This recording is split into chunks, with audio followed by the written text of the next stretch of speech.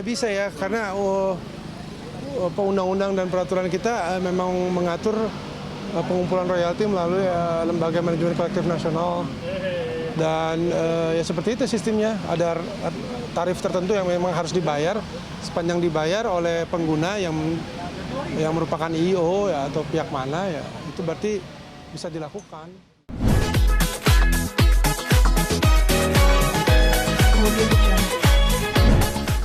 Begini, terima kasih teman-teman semua udah datang ke sini. Pertama, saya ingin bikin semacam disclaimer dulu ya.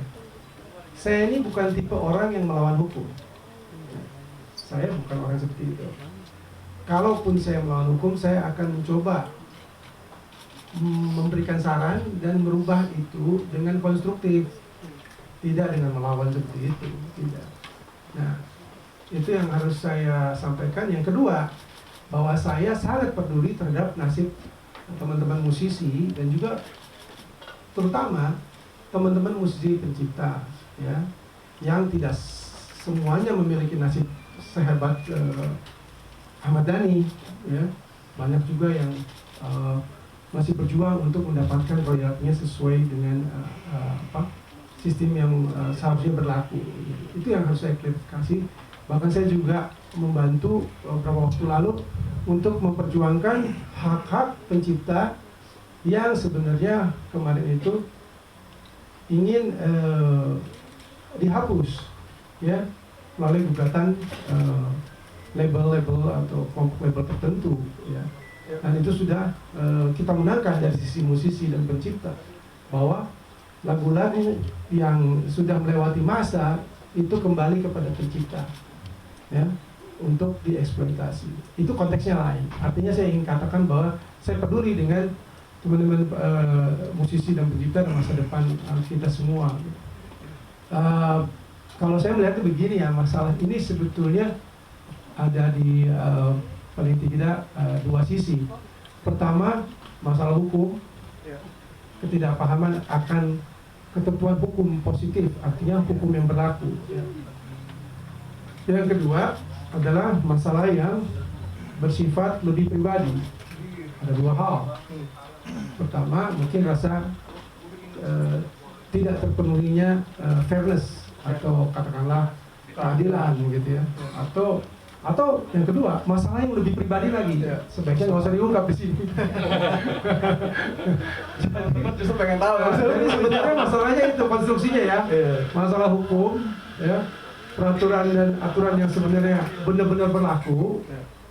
Yang kedua, masalah soal ketidakpuasan terhadap penerapan hukum ini sendiri. Kalau lu mau nanya yang apa? Sebenarnya kan yang disinggung ada hak moral ya. Hak moral itu sebenarnya seperti apa sih, Cak?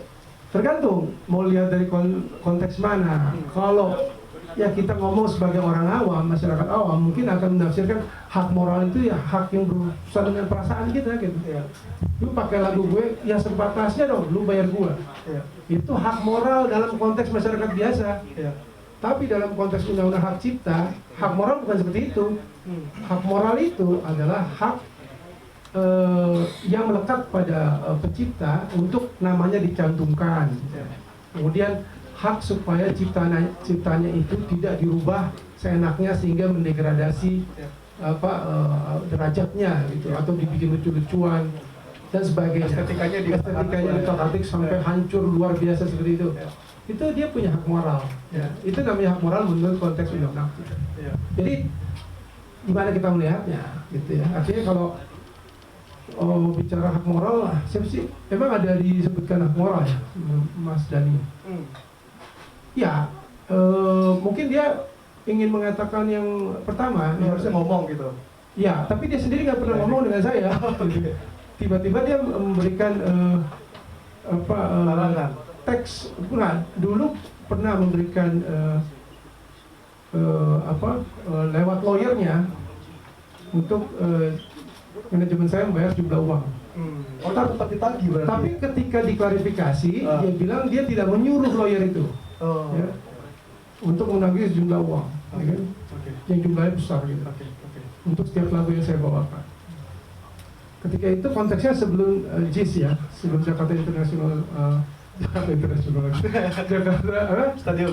Ya apa yang main di stadion. Jadi memang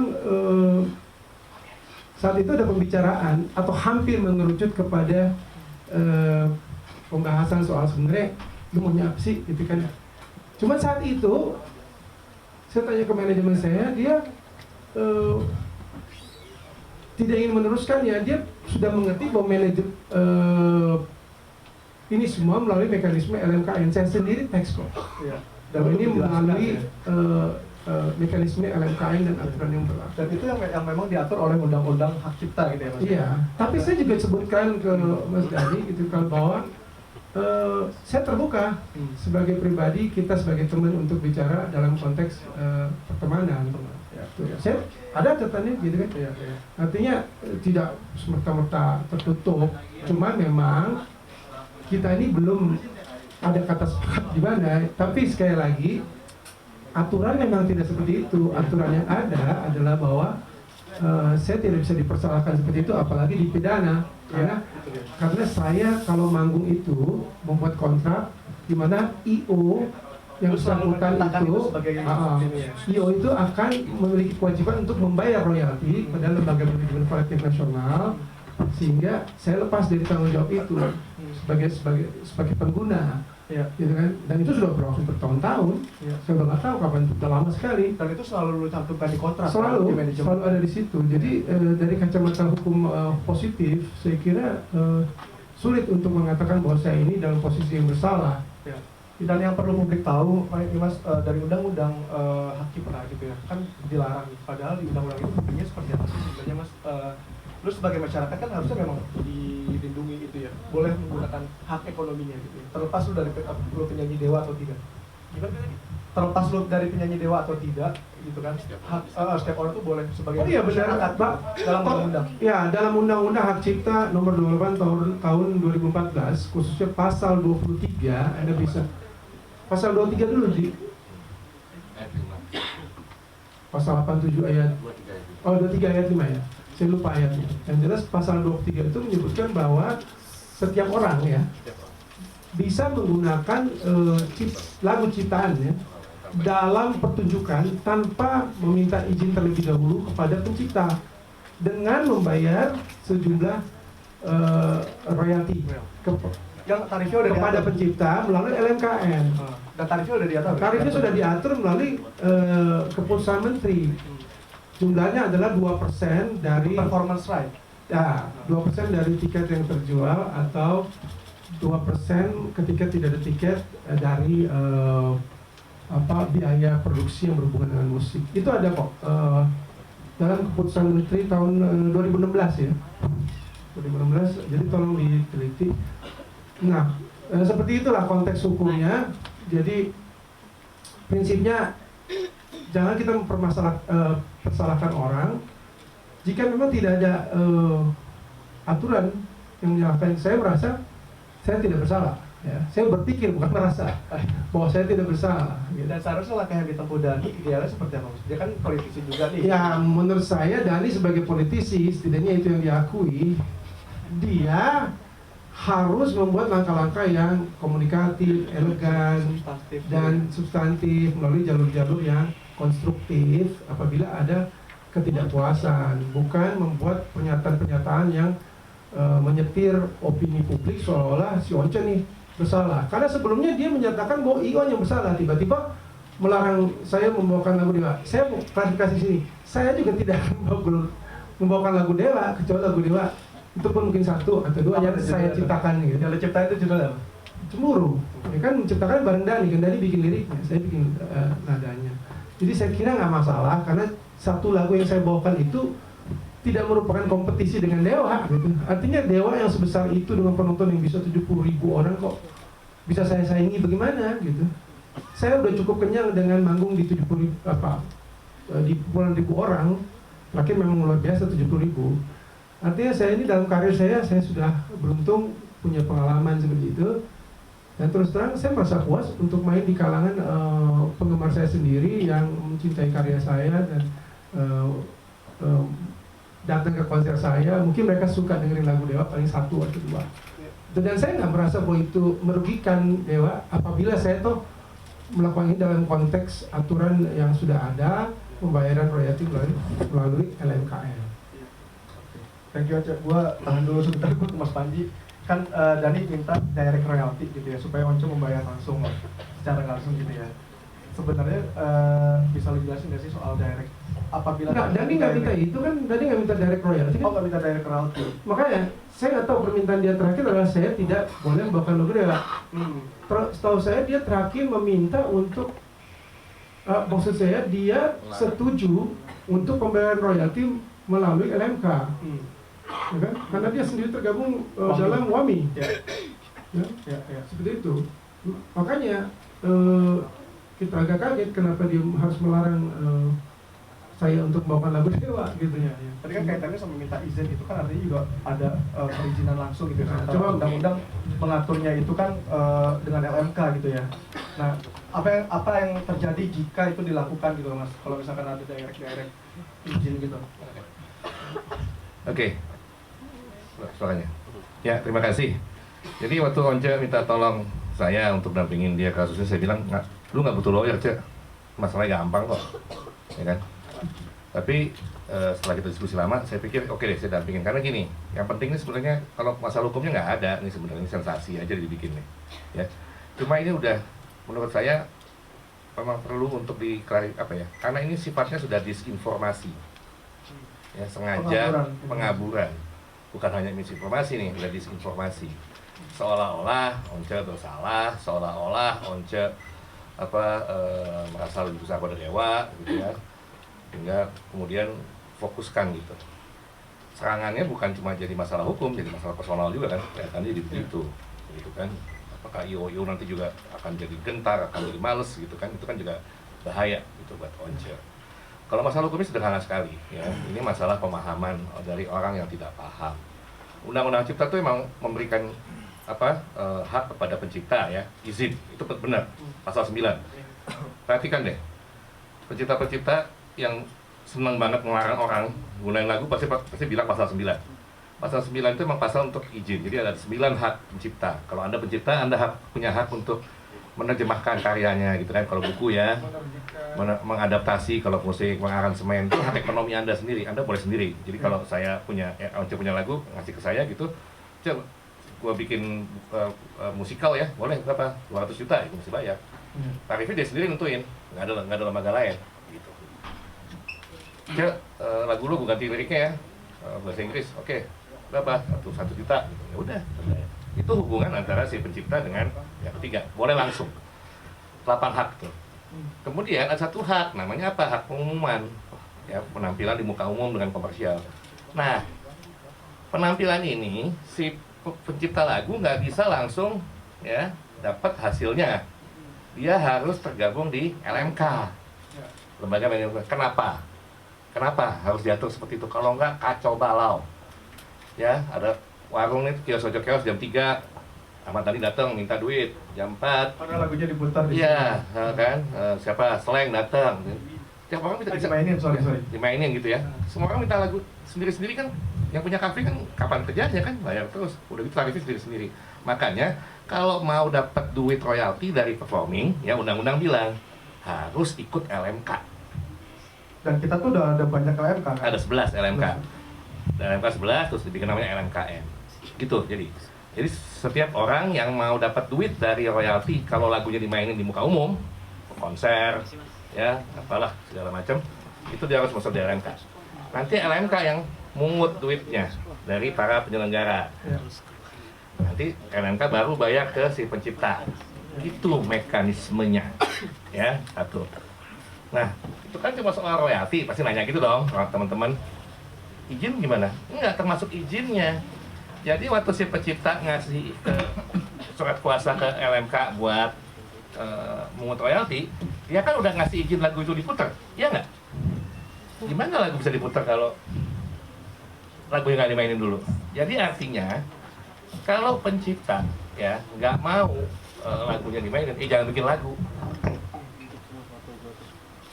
Itu aturannya. Nah, ini bukan penafsiran saya, karena pasal 23 ayat 5 jelas bilang setiap orang dapat melakukan penggunaan secara komersial ciptaan dalam suatu pertunjukan tanpa meminta izin terlebih dahulu kepada pencipta dengan membayar imbalan. Ya. Jadi pasal 9 bilang harus izin. Pasal 23 bilang tidak memerlukan izin kalau untuk performing. Ya, jadi sifatnya jadi yang pasal 9 khusus, umum, pasal 9 khusus. Kan hukum ada yang gitu kan? Jadi gini misalnya, kita bikin aturan. Makan malam setiap hari nggak boleh lebih dari jam 7 malam. Terus ada pasal di bawahnya, kecuali hari Rabu kita boleh makan malam sampai jam 12 malam. Pertanyaan saya, pasal yang di bawahnya yang Rabu ini bertentangan nggak sama di atas? Enggak. Cuma dia perkecualian. Nah, perkecualian itu untuk apa? Untuk performing. Yang 2% tadi itu 2% tadi. Dan jadi kalau orang cuma baca pasal 9 itu diulang-ulang, kita punya hak mutlak segala macam, tapi kalau mau baca pasal 23, nggak mau pasal apa, sesatlah dia. Kalau kita baca undang-undang kayak atau baca kitab suci nggak lengkap, ya sesatlah kita, jadi ekstremis lah kita. Ini yang terjadi. Jadi masalahnya sederhana sekali. Apakah Once bersalah? Ya baca undang-undang yang benar dong. Gitu. Once kan nyanyi lagu, nggak perlu izin, pasal 23 udah ada kok. Kecuali gini, kecuali itu kalau aku gandain ya, kopi ya itu nggak boleh, itu lain. Kalau ya, performing boleh. Perlu izin apa enggak? Enggak. Gitu. Terus boleh kan dia ngelarang? Kayak kalau dia nggak larang, kayak lagunya nggak dimasukin ke LMK atau Jadi memang begitu hukumnya. Jadi jangan karena dia nggak ngerti, dia nggak suka, terus dia bikin hukum sendiri. Kalau memang dia nggak terima dengan pasal 23 ayat 5 ini, pasal 87 ini, ya ke MK aja batalin. Ya, review ya? Jangan Anda nggak paham hukum, ya, terus Anda nggak suka sama hukumnya, Anda nyalain Once, Anda nyalain Eko. Dan menurut lu nih yang dilakukan dari intimidatif nggak? Karena yang dilarang spesifik cuma buat perform doang. Ya kita sih tadinya ketawa aja ya, karena kita kan tahu ya ada orang-orang yang memang suka sensasi gitu ya. Tapi kalau dari Once sih, mesti tanya Once, Cok, intimidatif nggak Cok? Atau udah ada belum IO yang nggak jadi atau gimana? Impact-nya dari situ ya. Mungkin lo bisa lanjutin. ya belum tahu kan ini kan relatif baru ya.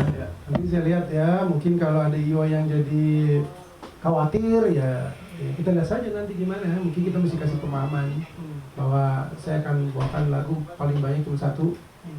Lagu itu pun saya ikut menciptakan gitu, ya. Jadi nggak perlu takut, artinya kita ini dilindungi oleh undang-undang di negara ini. Kita bermasyarakat tunduk pada aturan-aturan yang berlaku, bukan tunduk kepada aspirasi masing-masing orang yang sedang melontarkan perasaan-perasaan yang tidak sesuai dengan aturan yang berlaku. Tapi gini aja, saya kira tadi apa yang dijelaskan Mas Panji udah cukup jelas nggak? Atau Mas Panji mau tambahin lagi?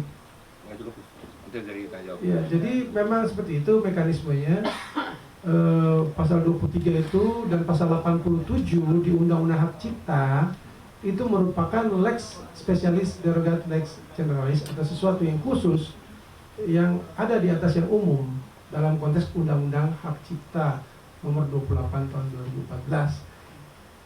Masyarakat harus tahu bagaimana membaca undang-undang itu. Tadi seperti kata Mas Panji, jika kamu tidak tahu membaca undang-undang itu menjadi kacau sekali. Penuh dengan pertentangan-pertentangan yang sebenarnya nggak perlu. Ya. Saya nggak mengatakan bahwa undang-undang itu sempurna. Yang sempurna itu hanya bisa di judicial review kok. Ya kan? Bisa di judicial review. Apa? Judicial review. Sebut tadi kalau bilang judika sih. Judicial review itu bisa dilakukan ketika kita tidak merasa puas dengan satu aturan atau kita merasa ada pertentangan di antara undang-undang dan aturan-aturan yang berlaku. Nah, itu bisa dilakukan. Tapi yang saya terus terang kecewa adalah pembentukan opini bahwa saya itu bersalah. Saya sama sekali menentang itu. Saya sama sekali menentang itu dan saya ingin katakan lagi, saya bukan tipe orang yang menentang hukum. Ya, saya ikut hukum. Bahkan kalaupun ada perubahan apapun dalam Undang-Undang Hak Cipta, kemanapun dia berubah saya ikut. Kayak misalkan kalau tarifnya dari 2% Nah. meningkat, itu lo juga mau dukung. Iya dong. Karena kan kecil banget buat Kalau sudah ketok palu oleh pemerintah, oleh DPR, Yang kita penting ikut. udah disahin ya. Ya meskipun tentu kita bisa usahakan perubahan-perubahan yang konstruktif, artinya tidak destruktif. Ya. Artinya begini yang saya katakan, bahwa semenjak tahun 1991 ya sebenarnya kan pilihan hukum negara ini adalah membentuk suatu mekanisme pembentukan pengumpulan royalti secara publik Ya. melalui lembaga manajemen kolektif. Itu bukan hal baru, itu dari tahun 90 ya. 90 bahkan mungkin sebelumnya. Ya. Ya kan, arti rancangan itu adalah pilihan negara ini, pemilihan hukum yang dilakukan. Ada aturan-aturan yang sudah dirancangkan untuk menuju ke situ. Ya. Nah, memang ada mungkin keluhan. Misalnya tadi yang lu sebutin, misalnya mungkin 2% kurang tuh, Kecilan, ya kan? ya.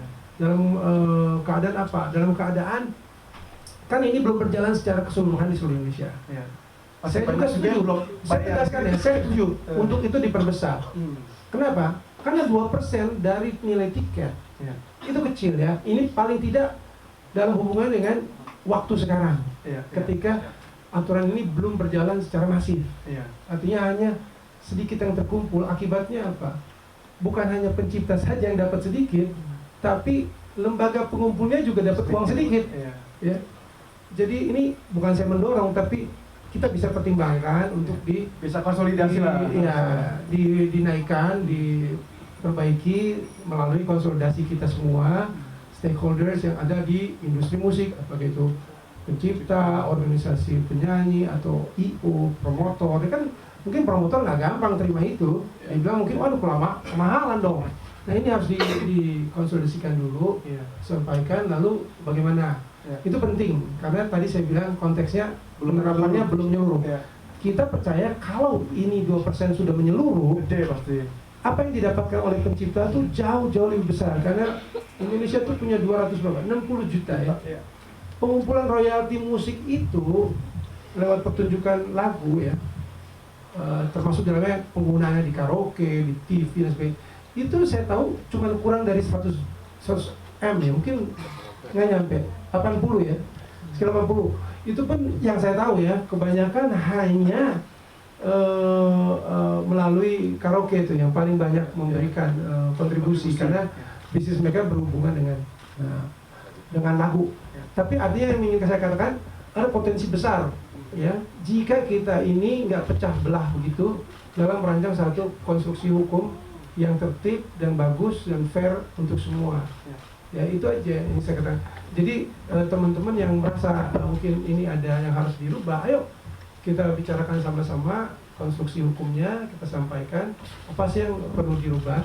Tapi ingat, setiap pilihan hukum yang kita ambil itu memiliki konsekuensi. Betul. Kalau ada penagihan secara pribadi-pribadi kepada penyanyi, yang bisa terjadi adalah kita akan kekurangan penyanyi bagus. Ya, karena takut ya udah. Karena takut dengan tagihan yang akan dilakukan oleh pencipta. Lagi Demikian juga dia akan akhirnya mencoba membawakan lagunya sendiri, yang mungkin nggak sebagus daripada kalau temennya yang pencipta itu yang membuat. Nah si pencipta juga karena nggak temenan sama penyanyi, dia akan membawakan sendiri lagunya, gitu kan. Artinya yang saya katakan tuh mutualisme ya, kerjasama itu bisa menjadi rusak ketika tidak ada fairness ya. Hari ini kalau ada ketidakpuasan, saya sekali lagi bisa mengerti ya, saya bisa mengerti, tapi ingin mengajak semua teman-teman pencipta lagu, musisi untuk duduk bersama, bicara bersama secara konstruktif, ya, bukan dengan cara-cara yang agitatif dan membutuhkan opini seolah-olah temannya sendiri salah dan sebagainya gitu. Ya, menurut saya itu kurang dewasa seperti itu. Tadi kan Cak di awal lo udah mention kalau manajemen tuh selalu membubuhkan di kontrak itu mewajibkan lo untuk membayar. Ada bukti yang bisa ditunjukin nggak Cak? Selalu dalam kontrak-kontrak saya kan ada pasal-pasal bahwa ini apa nih kontrak nih? Bukti ininya. Oh ya ada kontrak-kontrak kalau ada IO yang menang saya bahwa mereka itu dalam pasal-pasalnya kontrak kami IO atau penyelenggara show itu akan bertanggung jawab terhadap royalti yang dibebankan atas lagu-lagu yang dari situ. Artinya itu tidak merupakan kewajiban saya. Itu sudah lama Bisa ditunjukin ke teman-teman media, Mas Once. Jadi ada berupa sertifikat. Itu ya. Sebenarnya kalau ini sebenarnya hanya tambahan saja. Iya. Untuk memperkuat kalau memang sudah melakukan. Sebenarnya gini, saya contohnya. Ya ini kan. Ini apa nih? Nah ini kan. Nah ini kalau kita ikut seminar ya. Seperti ini nih. Ini apa ini? Ini acara. Jadi ada beberapa. Oh ada beberapa. Oke. Ini sertifikat dari Lembaga Manajemen Kolektif Nasional. Nah, ini ada konser musik ya. Tahun. Ya. Seperti ini bentuk daripada. Jadi bukan kwitansi ya, melainkan kalau udah dibayar dikasih sertifikat. Dikasih sertifikat seperti ini. Jadi ini sertifikat terbitan daripada Lembaga Manajemen Kolektif Nasional. Sebenarnya saya tuh nggak perlu, maksudnya segitu rajinnya mengatur-ngatur semua, maksudnya membantu. Ya, artinya kalau saya mau meram aja, ya ini kewajiban daripada event organizer. Cuman karena saya peduli, saya pikir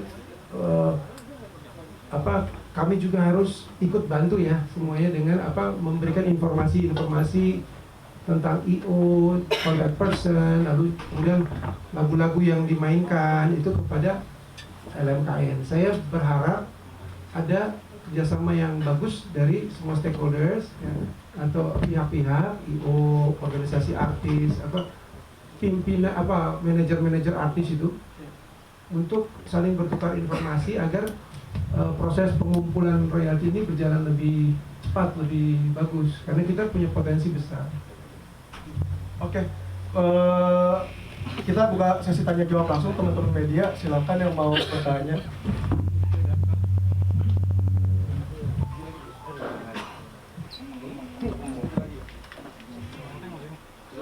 Ada yang mau bertanya?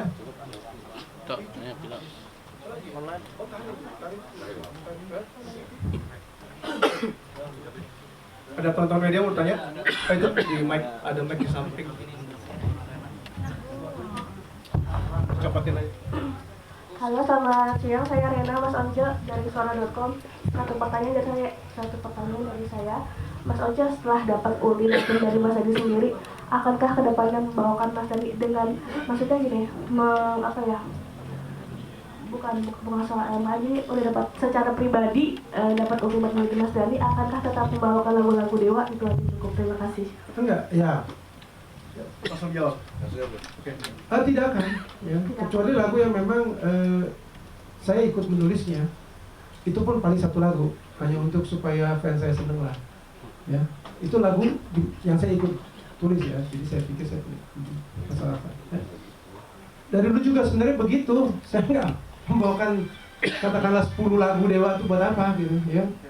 Ini kan masalah etika juga. Dari dulu saya sadar bahwa saya tidak bisa membawakan banyak-banyak lagu Dewa. Dulu sih saya bawakan mungkin 3 gitu ya.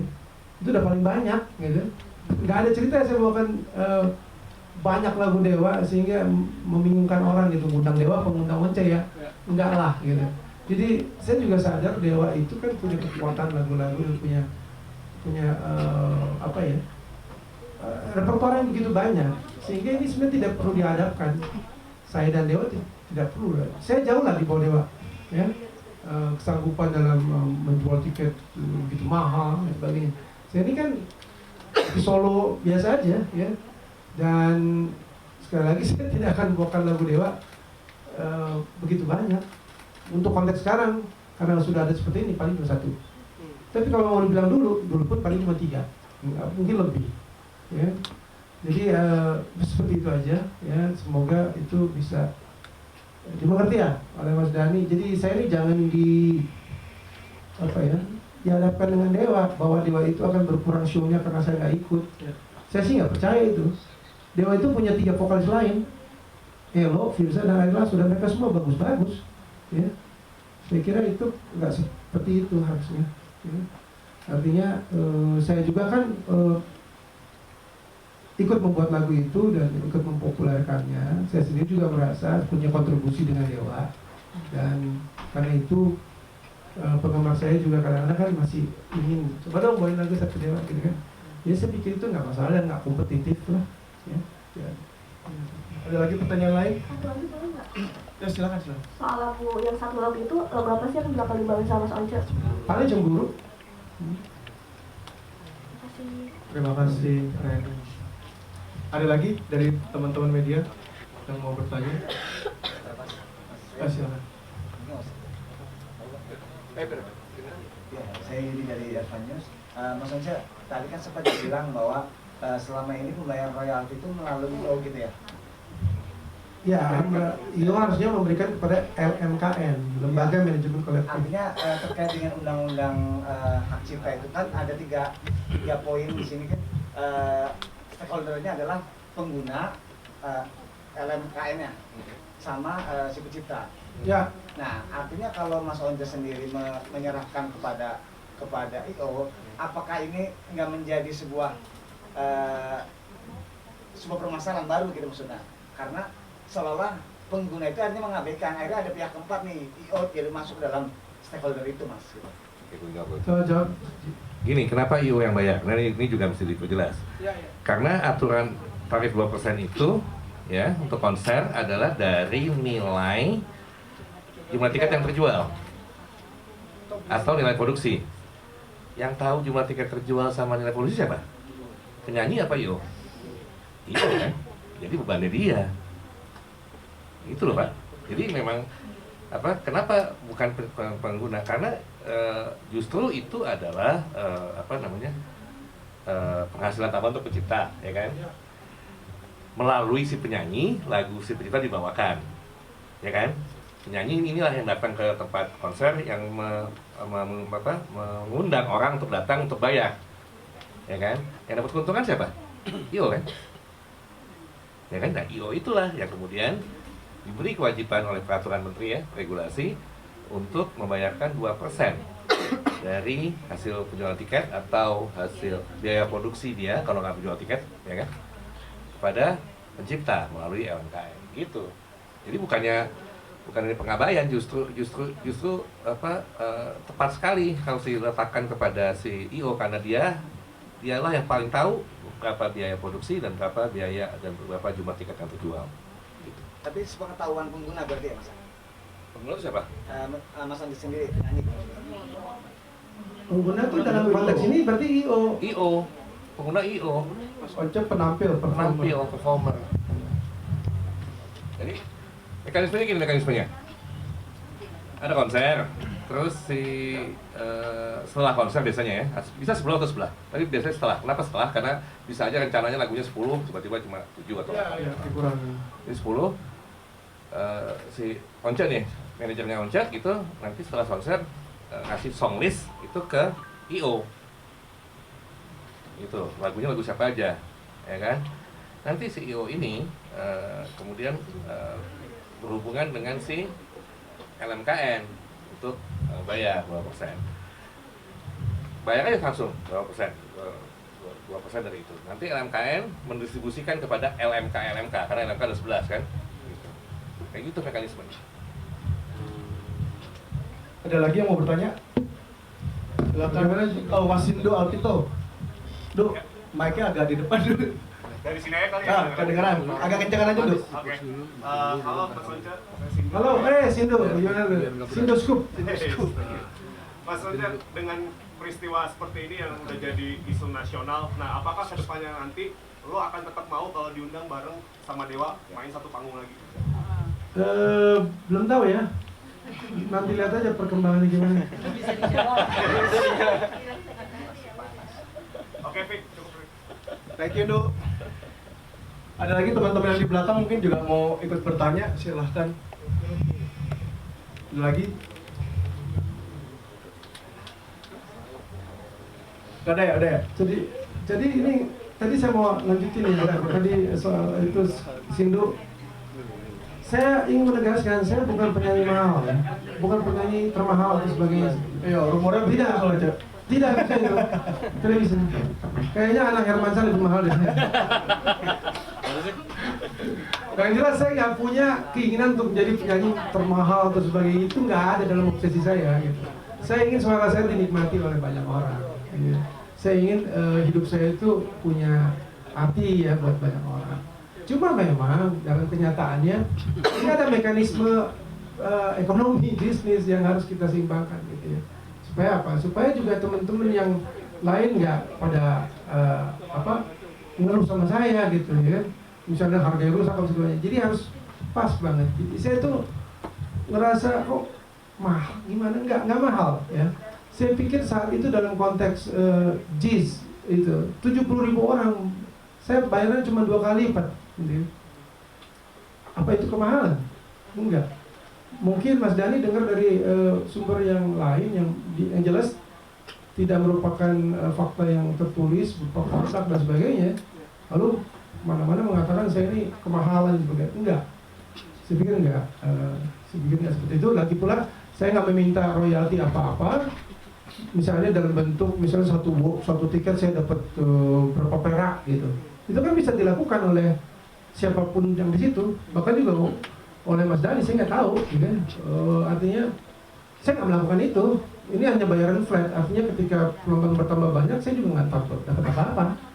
Itu kan belum lagi dari iklan dan sebagainya. Jadi tolong dipahami secara proporsional bahwa ketika penonton 70.000 atau kan nggak usah 70.000 lah, 30.000 orang bayar tiket semua, itu beda dengan penonton 5.000, gitu kan? Ya jumlah bayaran saya hanya 2 kali lipat kan, relatif segitu. Nggak lebih berlebihan gimana gitu. Rumor berarti ya, rumor. Ya itu rumor-rumor yang terlalu berlebihan saya kira gitu ya. Jadi proporsi antara pendapatan saya dan apa yang didapatkan di konser itu baik-baik aja. Dan waktu itu juga nggak ada keluhan dari event organizer yang menangani konser itu, yaitu Redline. Jadi menganggap itu wajar, makanya kita tanda tangan saja gitu. Makanya berjalan dan sukses gitu kan. Makanya berjalan.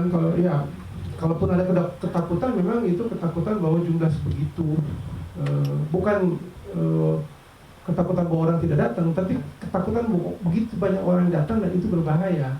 Itu Crowd controlnya juga nggak bisa dikatakan mudah. Gitu. Jadi sehingga ada syarat-syarat yang dilakukan untuk supaya masyarakat nonton itu semua aman, bisa datang dengan sehat, pulang dengan sehat, nggak ada kerusuhan dan sebagainya. Ya. Thank you aja. Ada lagi yang mau bertanya? Silakan. Langsung aja. Ya, Mas, gue Nanda dari Antara. Kalau dari Mas Panji sendiri atau Mas Once, ada nggak sih pertimbangan kenapa polisinya Mas Dhani ini nggak berlaku surut ke vokalis Dewa yang lainnya gitu? Apa karena pertimbangan tadi Mas Once bilang? Kenapa ke Once doang gitu? Sensi kali. Nah, kan vokalis Dewa yang lain masih main sama Dewa. Iya, faktor tadi humor mahal atau segala macam, lebih ke faktor apa selain tadi? Oh enggak, ya memang karena saya memang mungkin bukan mahal dalam arti itu, tapi memang saya nggak selalu bisa main dengan Dewa. Bukan hanya bisa, tapi memang saya agak enggan karena Dewa kan selalu punya 3 vokalis lain gitu, dan saya juga punya karir solo untuk saya jalani gitu. Sesimpel itu sih, bukan artinya terus mahal-mahal gimana, enggak lah ya kan. Menurut saya wajar-wajar saja gitu. Artinya ya ini kan pilihan kita mau terus-terus ada dalam show Dewa atau enggak gitu kan. Saya apalagi bukan lagi member dari Dewa 19. Saya pikir harusnya itu ada kebebasan lah untuk kita kadang-kadang main, kadang-kadang enggak. Terus terang aja main dengan crowd yang besar itu nggak mudah, gitu, nggak mudah. Anda harus latihan benar. Sebagai vokalis tuh kita harus punya konsistensi. Jadi bukan satu yang mudah untuk jadi vokalis, apalagi di band besar seperti Dewa. Dan Dewa selalu dengan crowd banyak kan. Selalu. Jadi ini saya agak curhat sedikit ya. Itu jadi vokalis di band seperti Dewa itu nggak mudah. Dewa itu band rock dengan nada-nada yang bisa bilang pop. Makanya cewek suka, cowok suka. Cewek suka dengan melodinya, yang laki suka dengan energinya. Anda kalau jadi vokalis di band seperti itu, Anda harus bisa nyanyi lagu pop dan bisa nyanyi rock. Lu bisa harus nyanyi lagu dengan energi keras, tapi dengan cara yang lembut. Itu kan susah. Ketahuan kita nyanyi lagu pop aja. Atau lagu yang rock sekalian gitu. Bukan saya menyepelekan, tapi buat saya paling tidak dari kacamata saya ada challenge nggak mudah. Jadinya nggak mudah. Jadi kalau kita mau manggung sama dia tuh mesti persiapan gitu. Mungkin jawabannya karena challenge itu tadi. Challenge itu mesti cukup tidur. Vokalis itu mesti adalah orang yang paling sehat di dalam band. Ya istilahnya dulu kalau kita tur itu kalau orang jalan-jalan gitu kalau malam ya setelah show, saya tuh mungkin vokalis lain juga harus tidur karena besoknya show lagi. Ya seperti itulah tantangan-tantangannya. Jadi banyak juga tantangan sebagai penyanyi. Kejawab ya? Ada lagi tadi sebelah kanan. Silakan. Saya Hasan dari Detik. Mas Once, kemarin kan setelah ultimatum dari Ahmad Dhani dan sekarang akhirnya buka suara terkait yang kemarin. Merasa sakit hati nggak sih terkait pernyataan kemarin yang dilakukan oleh Ahmad Dhani? Ya ada lah pastinya ya. Anak saya sampai tanya, ada apa sih itu Pak, kok satu sekolah tanyain ke aku gitu. Saya bayangin bagaimana jawabnya. Sama bapaknya, anaknya kena nih ya. Iya, bapaknya itu punya masalah, Once juga kena. anaknya yang mesti jawab kan anak saya SMA. Tapi ya dia mengerti lah bahwa inilah ya dinamika orang dewasa cari duit. Bapak-bapak mas kadang-kadang diem aja. Bapak-bapak cari duit gini, ya kan ibu-ibu nggak tahu. Ya kan? Kecuali kalau ibu-ibu kerja gitu kan. Kalau kita ada makanan aja di depan kan. Jadi ini menyangkut privasi kita juga sebagai penyanyi dan kasus ini bukan hanya membawa saya sebagai pribadi, tapi pertaruhannya adalah sebuah profesi yang sudah dikenal sejak awal namanya penyanyi. Yang semuanya harus diatur, ya kan? Diatur dengan tertib. Yang coba mengatur itu dalam konteks ini adalah Undang-Undang Hak Cipta. Undang-Undang Hak Cipta kita bukan hanya mengatur perlindungan untuk pencipta, tapi juga mengatur perlindungan terhadap pelaku pertunjukan. Itu yang tadi pasal 23 itu, ya. Mau tambahan silakan Mas Badi. Ya, tadi tanya kan sakit hati apa enggak gitu. Itu kan jawabannya tadi. Tapi akhirnya kita sepakat ya waktu saya sama Once kita mau ngomong karena saya juga ngelihat ya saya sama Once ini pernyataannya Pak Dhani ini mungkin mau sensasi atau mau emang sengaja nyerang atau gimana, tapi implikasinya itu enggak, dia tuh membenturkan ya yang namanya penyanyi sama pencipta lagu. Nggak tahu sengaja atau enggak, bahkan sekarang dia mengumpulkan pencipta lagu seolah-olah kayak ditindas di apa gitu sama penyanyi. Ini kan sebenarnya nggak layak ya, nggak sehat ya. Tadi Once kan juga bilang banyak banget yang nggak kayak dia kan sebenarnya, ya kan? Banyak banget yang mesti. Saya juga jadi pembela waktu Ya kita kan sama-sama membela pencipta lagu. Pencipta waktu dia jadi ke MK, gimana kita membela itu? Gitu. Sekarang Dhani ngomong begini, dia nggak sadar gitu loh bahwa implikasinya tuh dia kayak apa ya, mengadu domba yang membenturkan antara penyanyi dan pencipta. Lebih penting mana? Lebih penting pencipta dong. Kan kalau nggak ada pencipta lagu, mereka bisa apa? Kan nggak begitu dunia berjalan ya. Ya kan harmoninya kan justru karena ada simbiosis antara si penyanyi pencipta. Apakah Dhani maunya mulai sekarang menjadi penyanyi harus punya lagu sendiri? Ya? Apakah kalau di pencipta harus bisa kayak dia gitu, enak-enaknya? Mungkin konsekuensi daripada isu-isu seperti ini, para penyanyi harus lebih hati-hati, khususnya pada saat mereka pertama kali hendak merekam lagu, ya, yang diciptakan oleh si pencipta. Ketika lo misalnya, buat tips nih ya teman-teman. Ya, ketika lo misalnya dibuatkan lagu oleh Mas Panji, lo nyanyinya, lo nggak bisa sembarangan sekarang, lo mesti bikin perjanjian dengan pencipta supaya lu akan dapat hak untuk membawakannya, ya kan? Ya maksudnya bukan perjanjian gimana sih, tapi maksudnya harus ngerti sama ngerti, karena sepertinya banyak berubah ketika berjalannya waktu. Sebenarnya itu kan sudah menjadi udah dijanjikan secara tertulis ketika pencipta memberikan lagu kepada si penyanyi, ya khususnya misalnya penyanyi solo yang diciptakan lagu oleh pencipta ya. Itu ada konsekuensi bahwa lagu itu akan bebas dibawakan oleh si penyanyi, bukan kemudian harusnya itu disadari dari awal. Dari awal, kalau sudah dikatakan dari awal dia akan melarang, mungkin ya, kasih tahu juga mungkin dari awal kali ya. Mungkin bisa nggak terjadi itu perekaman lagu. Ada lagi teman-teman? Next step-nya gimana? Oh, next step-nya. Next step-nya tunggu ya. Sebelum masalah ini mencuat ke publik. Tanya. Sebelum masalah ini mencuat ke publik dan ngomong-ngomong soal sakit hati gitu, sebenarnya masalah personal seperti apa sih yang masih Nggak usah lah personal. Forumnya bukan Saya juga nggak sakit hati banget kok. Cuman ya gimana? Ini udah satu sekolah anak saya, satu Indonesia. Taunya saya kayak apa gitu, kayak bersalah banget. Cuman satu lagu aja nggak boleh. Ya, saya kira seperti itu. Berarti ada ya, ada masalah personal. Ya. Enggak, ini kesimpulan sendiri. Once nggak menjawab gitu tuh. Jadi saya kira itu udah lah ya, di kesempatan ini saya kira kita ingin membahas posisi hukumnya dulu. Posisi hukumnya itu adalah seperti itu. Lembaga manajemen kolektif mengumpulkan dan mendistribusikan royalti itu sudah ada dalam peraturan undang-undang cipta nomor 28 tahun 2014, PP peraturan pemerintah nomor 56 tahun 2021, peraturan menteri nomor 9 tahun 2022. Semua itu ada di situ. Jadi mekanismenya bahwa LMK mengumpulkan diberikan kepada LMK, LMK memberikan kepada pencipta yang bersangkutan. Sebesar 2% ya dari hak penampil. Untuk konteksnya pertunjukan 2% dari tiket yang terjual atau 2% dari biaya produksi. Jadi jangan lupa garis bawahi tarif ya.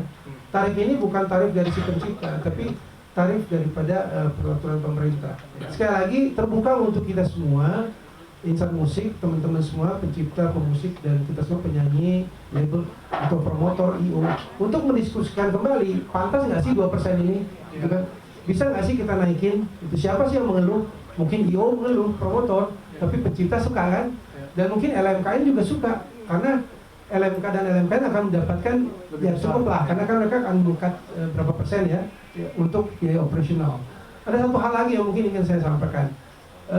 Saya ingin sekali supaya negara, pemerintah itu memberikan perhatian yang besar terhadap sistem perindustrian industri musik di Indonesia, karena ini menyangkut banyak, bukan hanya saya ya. Kan ada banyak orang menjadi penyanyi, jangan sampai potensi musik Indonesia itu meredup karena konflik-konflik seperti ini. Orang-orang menyanyi tapi kemungkinan mungkin dia nggak seperti saya bisa bikin lagu, dia nggak bisa bikin lagu, nggak usah deh, daripada ribet gitu kan, nggak ada masa depannya nih. Itu harus dibuat sebuah sistem yang bagus ya. Nah, saya berharap bahwa pemerintah dalam hal LMKM dan sistem elektronik yang sedang dibangun ini memberikan dana ya yang mungkin berasal dari APBN ya, untuk nggak tahu sumber dana di mana sih gitu, yang bisa diberikan untuk operasional, untuk menunjang sistem ini supaya berjalan paling tidak dalam pembuatan sistem elektronik yang sedang berlangsung, sehingga kita bisa lebih transparan kan. Kalau pemerintah memberikan uangnya, itu bisa diawasi oleh KPK, mungkin ya lembaga ya BPK dan sebagainya. Ya. Jadi kondisi sekarang adalah negara mengatur tapi tidak memberikan uang, sehingga yang saya lihat adalah pelaksanaan pengumpulan royalti secara masif ini belum maksimal karena mereka membutuhkan dana juga.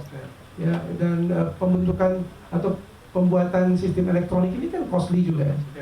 Lalu kemudian kalau tidak ada dana dari negara, maka uang itu akan diambil dari persentase yang diambil oleh LMKN dari pencipta. Nah itu kan dipotong lagi nanti.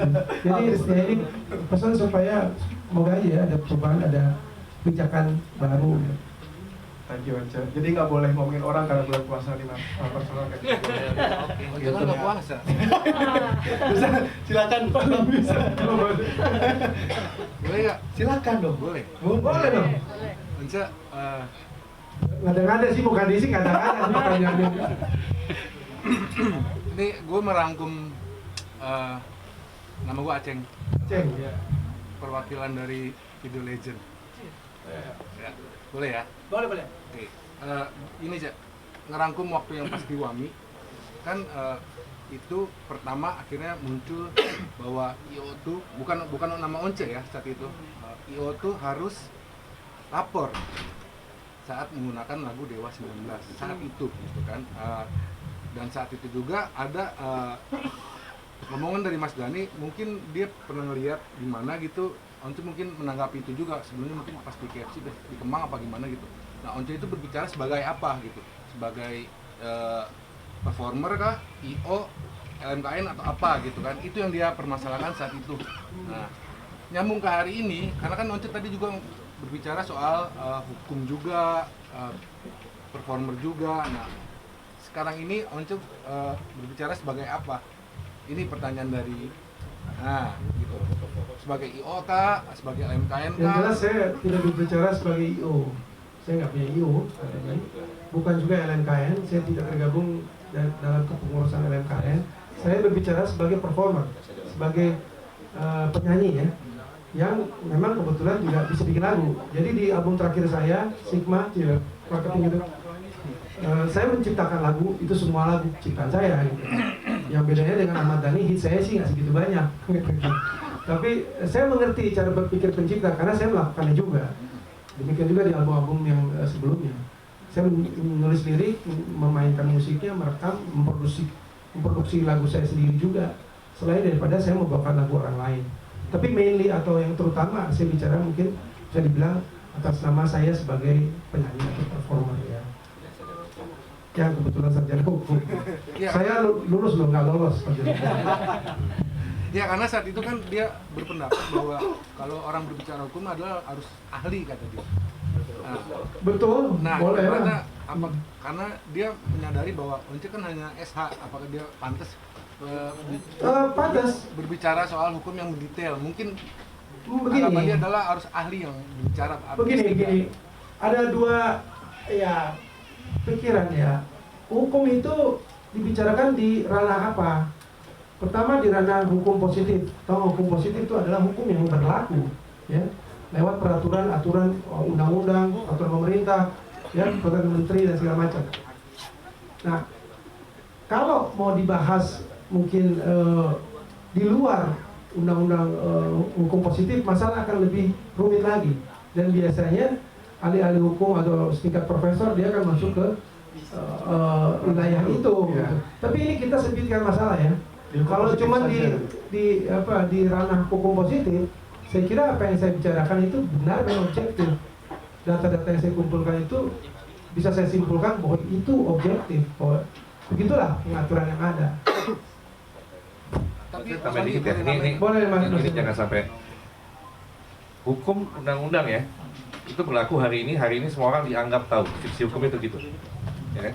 Orang-orang dianggap tahu. Dianggap tahu fiksi hukum artinya, semua orang dianggap tahu hukum. Jadi kita nggak bisa tuh kena hukuman. Oh, saya kok nggak tahu hukumnya, saya bukan sarjana hukum, ya nggak bisa.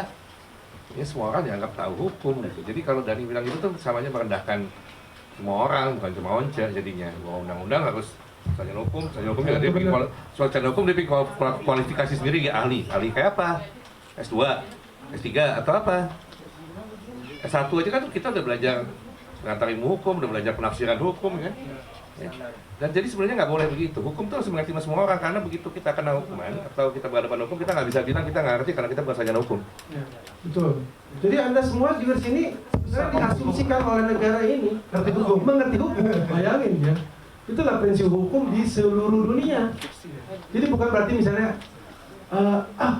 Anda melanggar hukum kemudian Anda bilang, oh sorry saya nggak tahu tuh hukumnya. Nggak ada, di seluruh dunia nggak seperti itu. Itu makanya prinsip hukum bahwa semua orang dianggap tahu hukum itu ada di seluruh dunia. Itu namanya fiksi ya, fiksi hukum ya. Jadi seperti itu. Jadi untuk hukum-hukum apalagi yang menyangkut hukum-hukum yang jelas-jelas sudah berlaku, saya kira apalagi jadi profesi. apalagi ya yang berurusan dengan profesi kita masing-masing. Dalam konteksnya saya sebagai penyanyi, pemusik, ya tentu ini saya pahami betul. Saya pahami secara objektif. Kalau saya misalnya menjadi arsitek, saya akan pelajari hukum tentang arsitek dan saya akan ada undang-undang arsitek, saya akan pahami bahkan sebagai arsitek gitu. Nanti begitu. Jadi bukan gara-gara saya arsitek misalnya, saya bukan sarjana hukum, saya arsitek tuh saya bilang, wah maaf saya nggak ngerti undang-undang arsitek. Ya salah Anda sendiri. Itu ada di situ dan Anda buat kesalahan, misalnya bikin konstruksi salah lalu lepas tanggung jawab begitu. Kan di undang-undang arsitek ada, dan Anda memilih profesi itu. Konteksnya saya tuh adalah penyanyi dan saya ngerti hukum-hukum dan aturan-aturan yang berlaku. Saya sekali lagi mau katakan, saya bukan orang yang nggak terbuka dalam berbicara di luar hukum-hukum positif ya. Tapi saya merasa itu harus disampaikan secara konstruktif, membangun, nggak destruktif terhadap sistem yang sedang dibangun. Thank you. Gimana cek? Tapi boleh nggak sih seorang Ahmad Dhani bicara seperti itu, ultimatum Once gitu? Boleh nggak? Mungkin Once dan Mas Panji boleh berkomentar? Ya, komentar sih. Nggak, gini loh, artinya ya ini negara bebas ya. Semua bisa bicara gitu. Makanya saya ngomong sama Once, kalau tersinggung mau ngapain Ce gitu. Ya enggak lah, ya udah. Yang penting kita tahu orangnya kayak apa begitu kan. Once. Ya, Terus jadi apakah dia boleh berkata seperti itu? Sebenarnya gini, kita sih Once lah ya, menyayangkan aja gitu.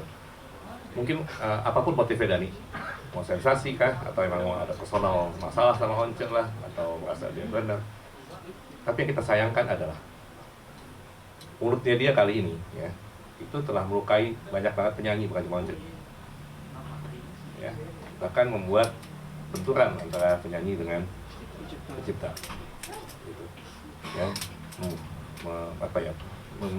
seperti ingin menunjukkan superioritas pencipta gitu.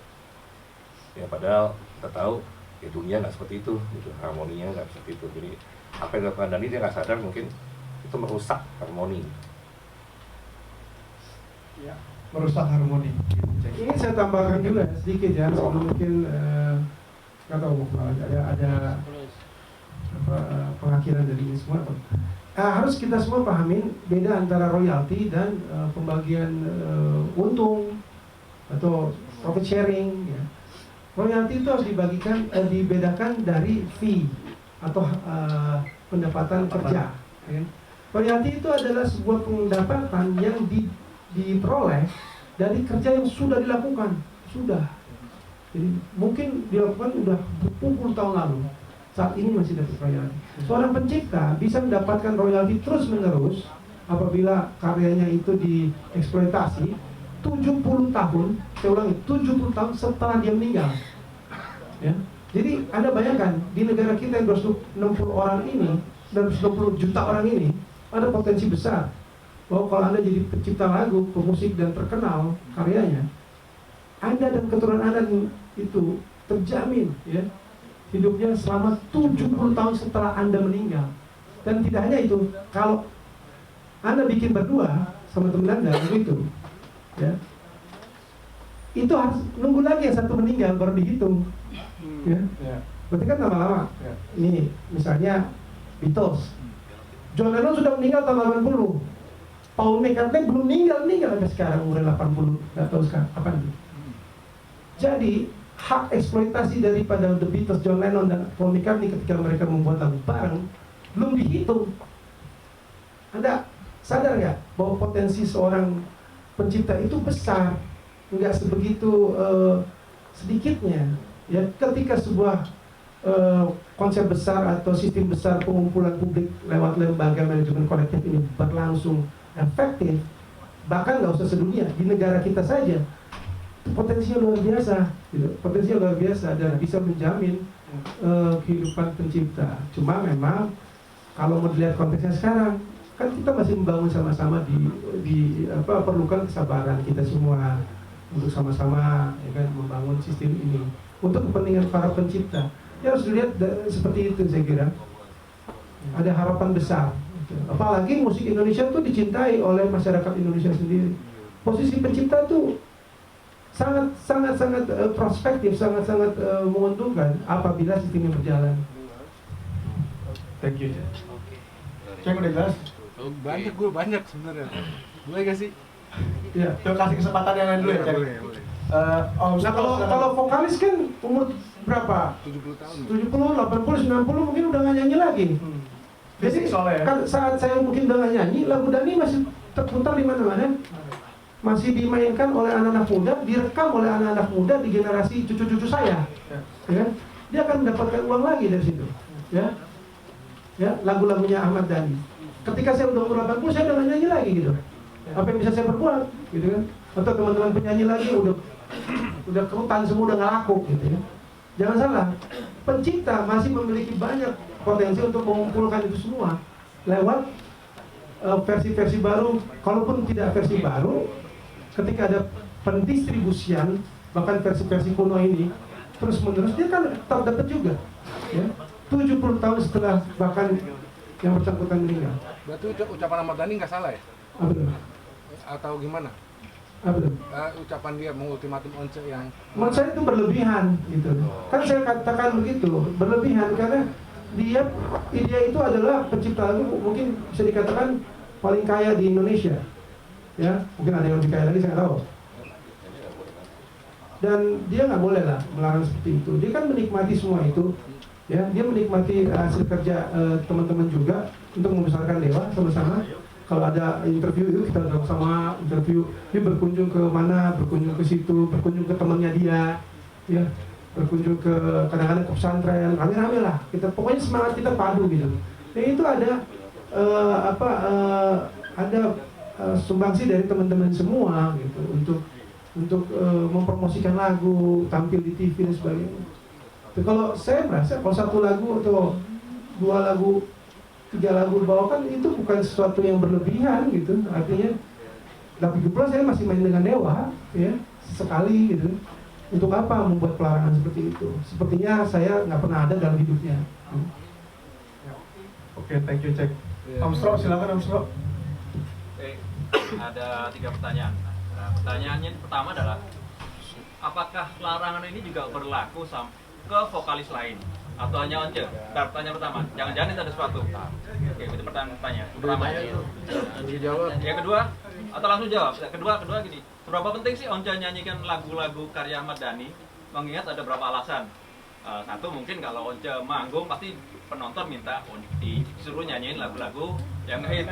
Dan pertimbangan kedua, lagu Once seperti Once omongin tadi tidak punya hit sebanyak semonumental lagunya Ahmad Dhani yang diciptakan Ahmad Dhani. Berapa penting sih bagi karir Once? Yang terakhir.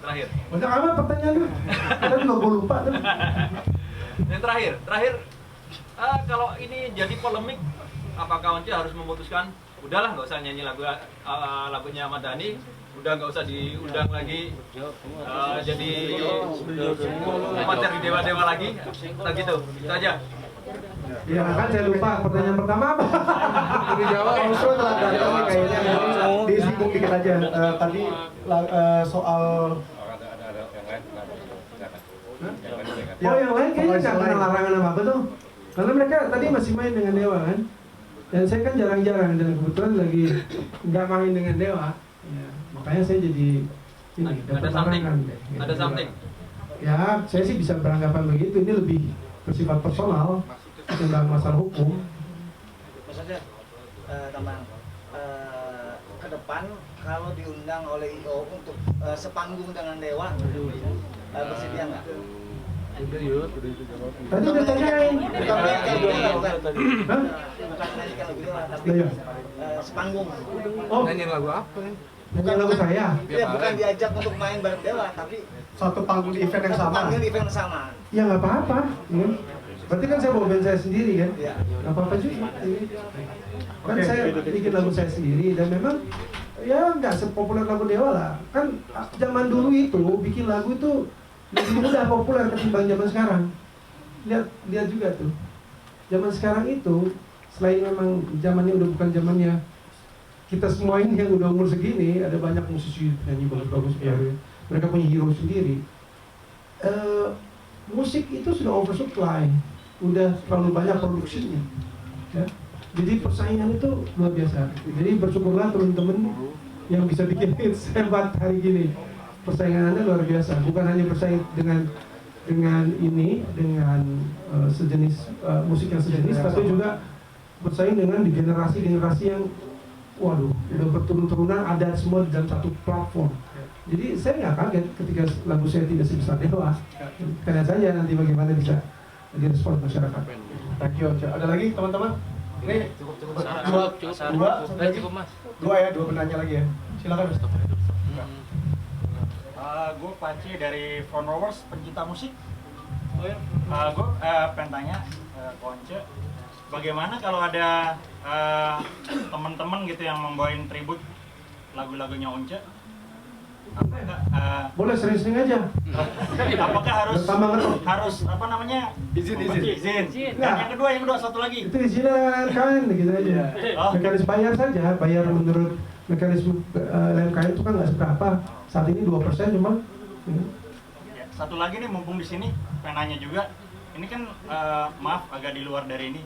Ada banyak teman-teman gitu yang bawain tribute lagu-lagu Eropa gitu, lagu-lagu dari luar. itu bagaimana ya hukumnya gitu, menurut hukum? Sebenarnya sama saja.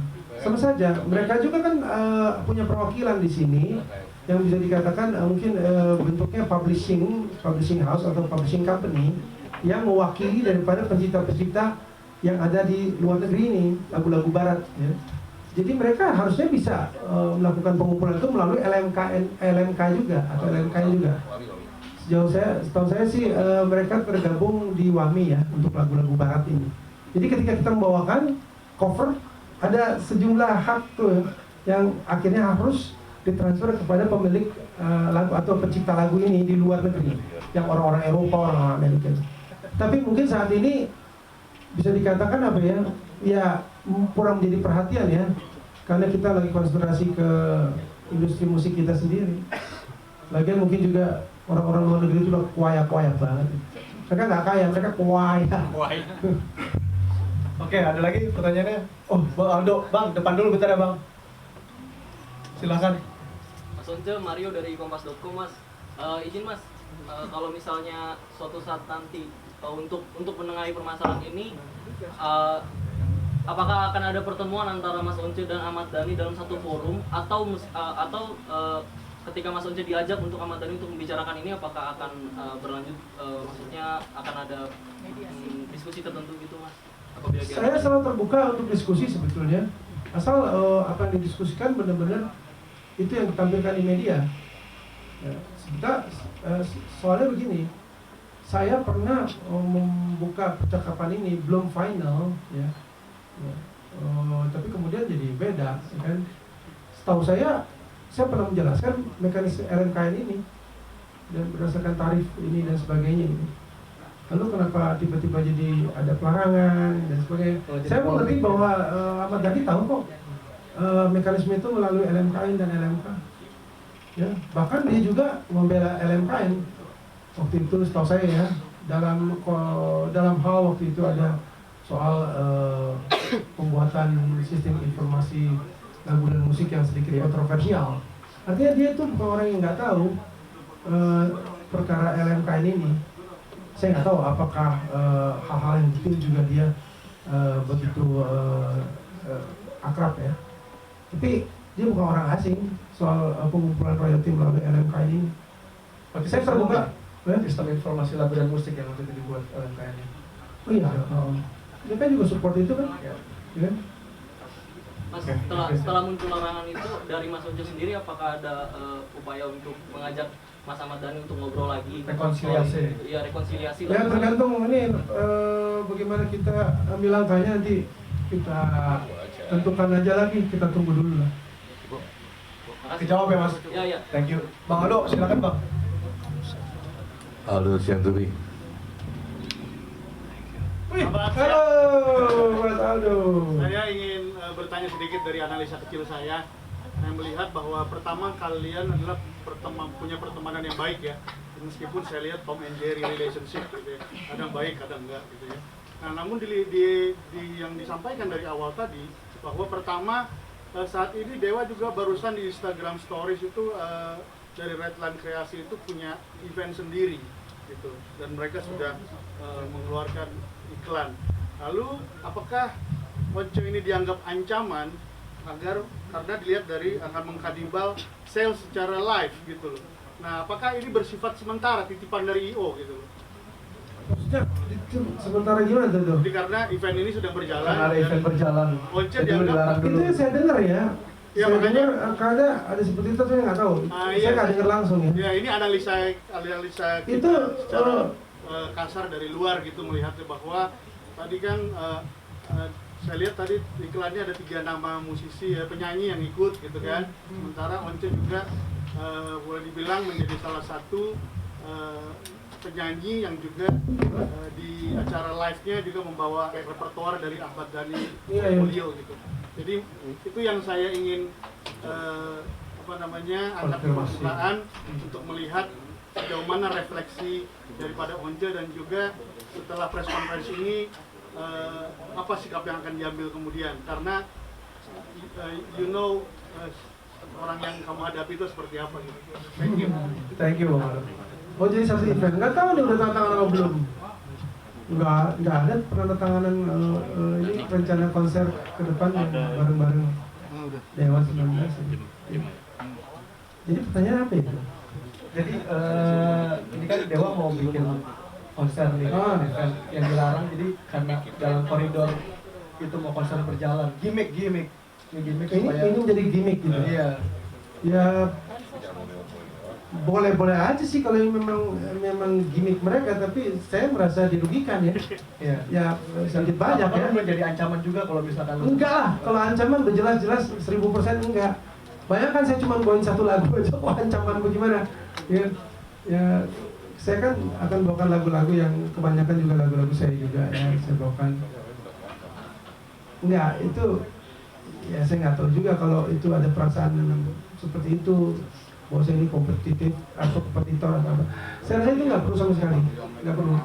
Jadi jauh lah antara saya dan Dewa 19 itu sedikit jauh sekali. Ya kalau soal gimmick nggak tahu dulu. Kalau gimmick kita nggak tahu lah. Itu ilmu manajemen marketing tingkat tinggi. S3. Saya biasanya nggak pakai gitu. Saya ingin orang-orang yang datang ke konser saya itu menikmati suguhan daripada produksi ya.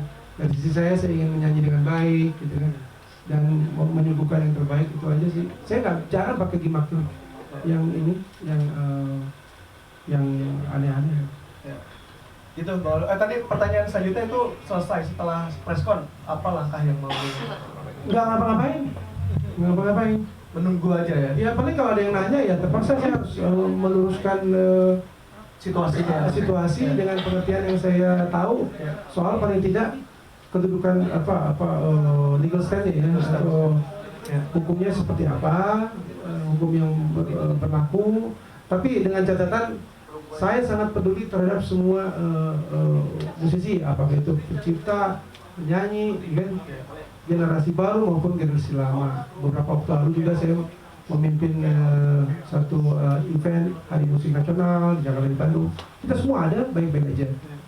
Ya, saya selalu berharap ini bisa jadi apa ya? Mungkin ya dianggap positifnya aja lah. Jadi diskusi undang-undang hak cipta, momentum yang benar supaya undang-undang hak cipta itu lebih dimengerti, ya.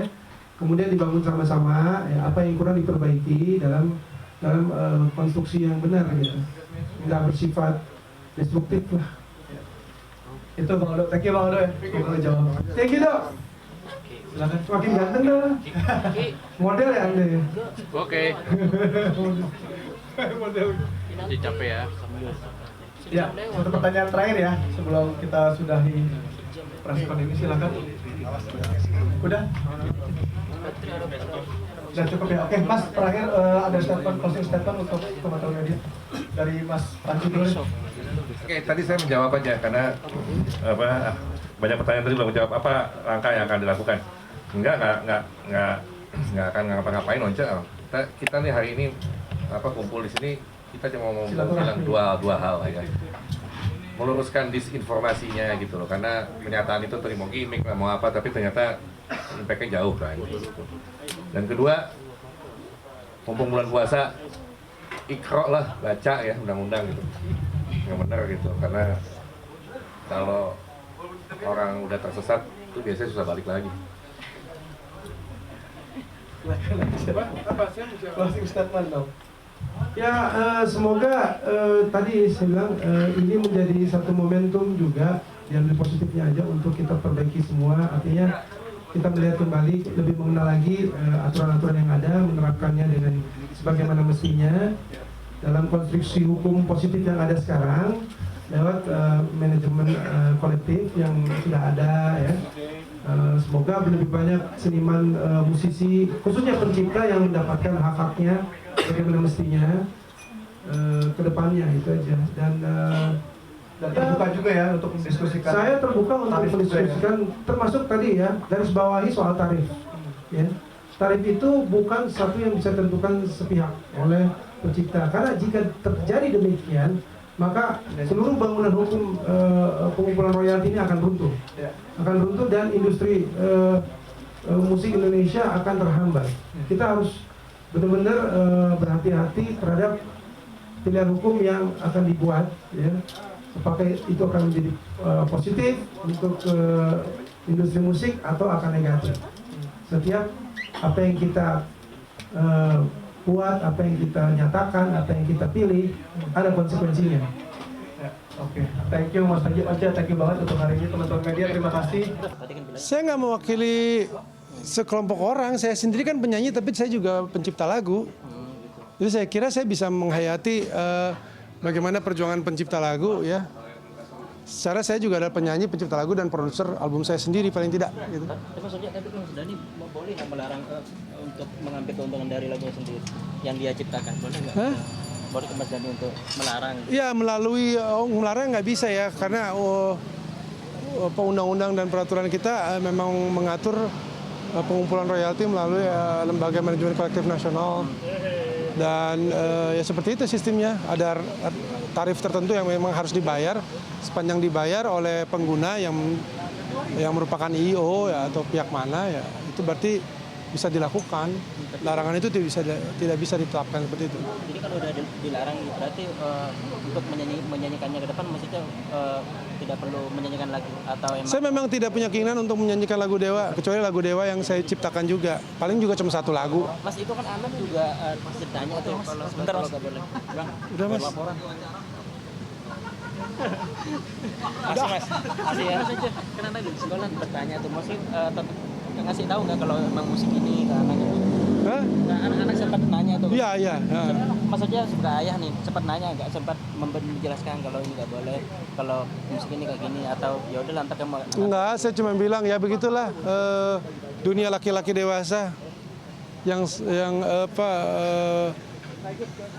penuh dinamika ya. Ya anak gua kan masih anak-anak nggak ngerti cari duit. Mungkin ada alasan khusus dari banyak Nanya mulu dan. Kalau dari Dewa 11. Halo, apa kabar? Alasannya mungkin ada Mas. Meraup keuntungannya dari keluarga.